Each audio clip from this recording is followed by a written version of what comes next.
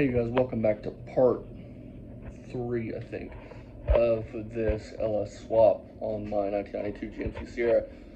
This episode, we tackle the fuel system, the fuel pump upgrade for the LS. We tackle lines, fuel lines. We tackle some wiring.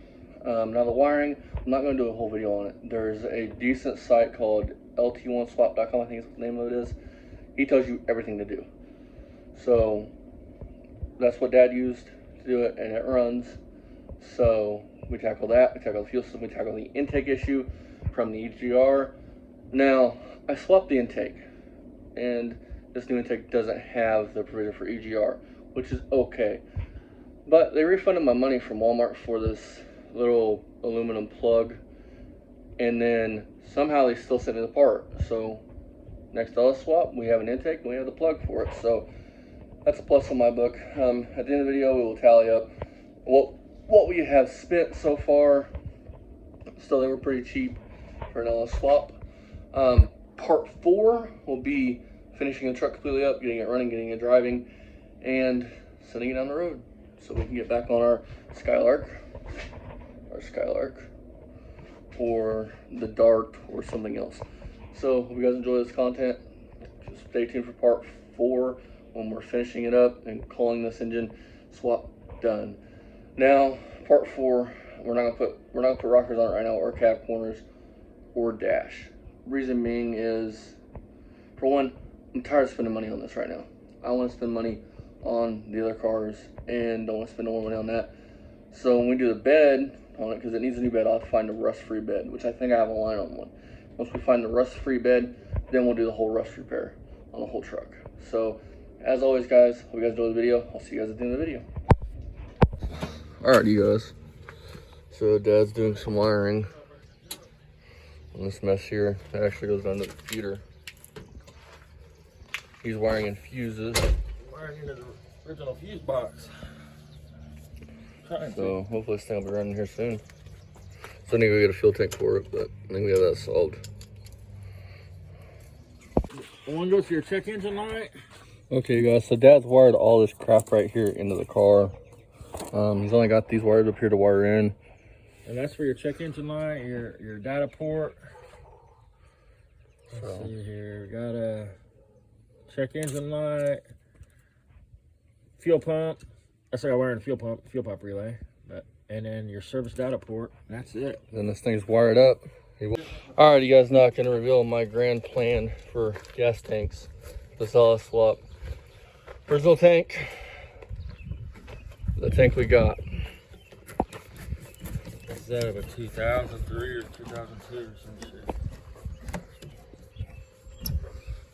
shit? With lines, because whatever I did with lines, I'm not sure what I did with them, but Something like that over there. these lines here are the LS high pressure lines. So we should be able to run from there to the engine, everything work. The goal was to not know that it's not factory. I mean, of course, you're going to know by the year, but I mean, the goal is to have it look as factory as possible. And then intake wise, we're going to go with this one here, because the plug was $30, this was $20, so why not save $10 and put on the newer style intake that doesn't have the EGR port. I should have marked that way out. Alright, you guys, so now our dilemma is figuring out lines, because this tank is a different setup than that style, which, as you guys can see, doesn't have the pump on it no more. That pump is actually on this tank here. Well, in this tank right here. So it should supply. And then we're just going to use the original tank. Everything should bolt, plug, and play. We soldered the ends inside, heat shrank them. That way you don't have no sparks. So if you have sparks inside of a gas tank, poof, things go up in flames and you blow up, and you finally get to meet that big man in the sky, which you do not want to do. So with that being said, now we got to figure out these lines. Now the right way would be to go by, see if I can find my line. There's a line. It's around here somewhere. The original line, oh, right here. So the original line would have been on a fitting on this tank, somewhere on these. You come down the rubber line like that, but there's a or high pressure rubber lines. So one end's threaded, one end's actually mounted to the line. You have a screw in area here that your fuel filter goes on. So you can do this and just use your high pressure lines after your fuel filter. So with that being said, that would have worked out fine. I cut those lines because me thinking I could use that plastic tank, and I was like, fuck this, I'll just cut this. This is a pain in the ass anyways. I just want it out. So yeah, use common sense. Don't do what I do because it comes back and bites you in the ass hard. So that being said, you guys back when we're doing something else. Alrighty, you guys, that's the intake we're putting on. So that's the intake we're putting on. Here's the intake we're pulling off. So I have to go pull all this stuff apart again. Yay. Put that one on. So I'll bring you guys back when it is done. And just like that, you guys, she's together. New intake, more EGR. Now, this intake, this is an ugly thing. This will get a plug to be put here. But, so, this intake has this one and this one. I guess on the, whatever year this came off of, throttle body would have not had this on it for your into your valve cover. So, it would just had a port here that goes into, but I'm just going to plug that one off and use this one. And then everything seems to work just fine. Nothing's hitting, nothing's rubbing. And then if we do this, now I'm not a big fan of that. Those ones, I like the Cadillac ones that like hide everything. But this was a junkyard. This came with the intake, so we're gonna use it. Budget being the key word.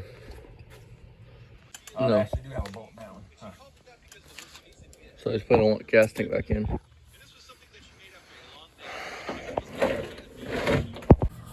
Alrighty, you guys. So training lines are on. That one, the bottom one, may actually leak because when Rockwell sent me lines, they bent them to put them in the bag. And on these transmissions, if it's bent here, it won't seal at all.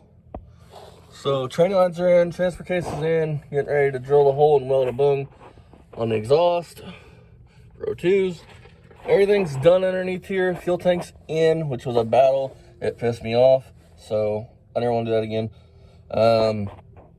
We need to put the front drive shaft in, do fluid change, do the transmission fluid change, a filter change. I got that. Need to do an oil filter change. And change the oil. I would not use the oil that's in that transmission or engine.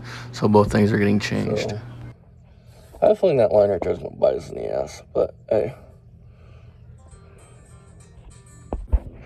Alrighty, guys, thanks for watching. So hope you guys enjoyed the video. Like I said, part 4, we'll finish this thing the rest of the way up and get started back on some of our classic cars. This truck will be put back in regular use as my daily driver. Hopefully better fuel mileage, fuel economy, all that. So thank you guys for watching. I hope you guys enjoyed the video. Thanks for liking, commenting, and subscribing. And I love you guys. See you guys next time. Bye-bye.